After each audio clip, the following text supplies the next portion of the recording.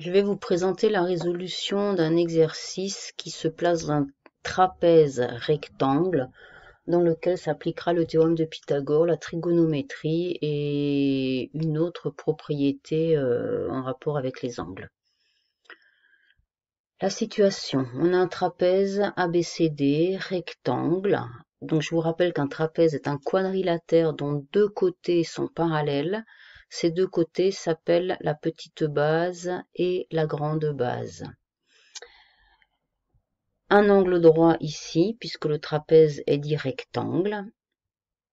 Et on connaît un certain nombre de longueurs.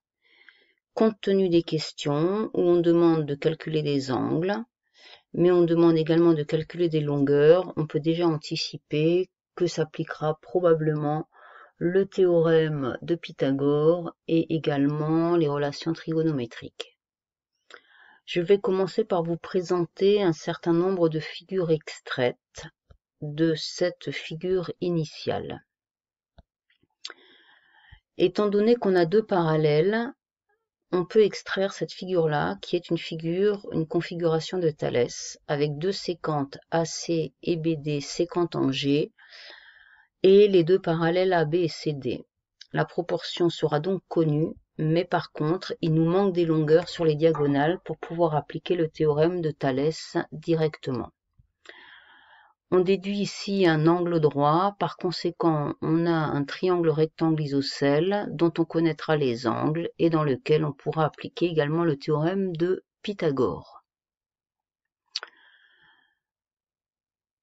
Un autre triangle rectangle dont on connaît deux longueurs, le théorème de Pythagore s'appliquera et on sera également en mesure de calculer les angles grâce à la trigonométrie.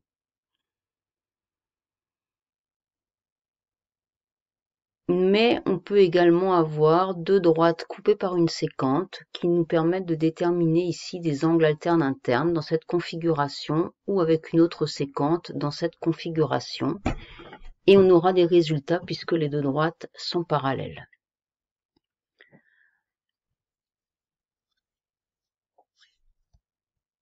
La première question. Calculer l'angle ACD. Pour déterminer cet angle, on va se placer dans le triangle ADC rectangle en D. AD est le côté opposé à l'angle cherché, DC est le côté adjacent à l'angle cherché. Opposé adjacent fait penser à la tangente. Donc la tangente de l'angle ACD, c'est la longueur du côté opposé AD divisé par le côté adjacent DC. Après l'application numérique, le rapport, la tangente, vaut donc 4,5 sur 6, soit 0,75. Grâce à la calculatrice, on peut déterminer l'angle ACD, qui vaut environ 36,87, et arrondi au degré près tel que c'est demandé dans l'énoncé. On va arrondir cet angle DCA, il y a une erreur ici, l'angle DCA vaut 37 degrés. Pour la longueur AC, on se place dans le même triangle, rectangle, dans lequel on va appliquer le théorème de Pythagore. L'hypoténuse au carré, AC carré, est égale à la somme des carrés des longueurs des deux autres côtés. Après application numérique, on détermine AC carré qui vaut 56,25. La longueur AC, on en prend la racine carrée. Et AC apparaît comme une valeur exacte de 7,5 cm. Il est impératif d'énoncer dans quel triangle rectangle on se place. Sans cela, le théorème de Pythagore ne pourrait pas s'appliquer. Et il est également indispensable de citer le théorème de Pythagore.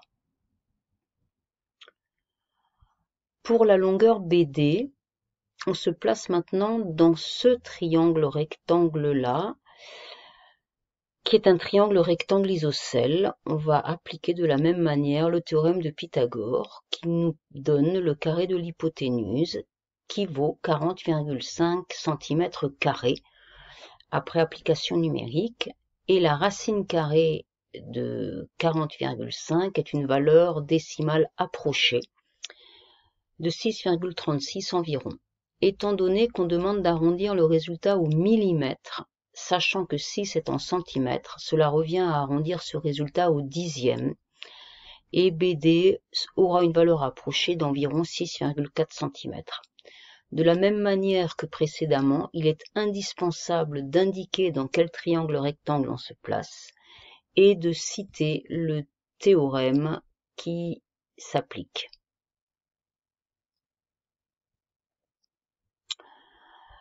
La mesure de l'angle BAC, deux méthodes, où on se place dans ce triangle rectangle-là dont on connaît déjà un angle. Les deux angles sont complémentaires, par conséquent, l'angle A mesurera 90 moins 37, soit 53 degrés. Puis, ici, on sait que l'angle est droit, l'angle DAB étant droit, on est capable de déterminer l'angle BAC, 37 degrés. J'ai une autre méthode qui est plus rapide.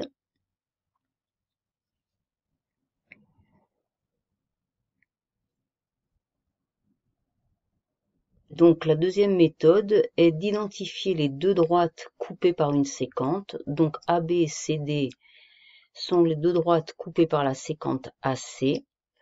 Cette configuration définit deux angles en position alterne interne, l'angle BAC et l'angle DCA.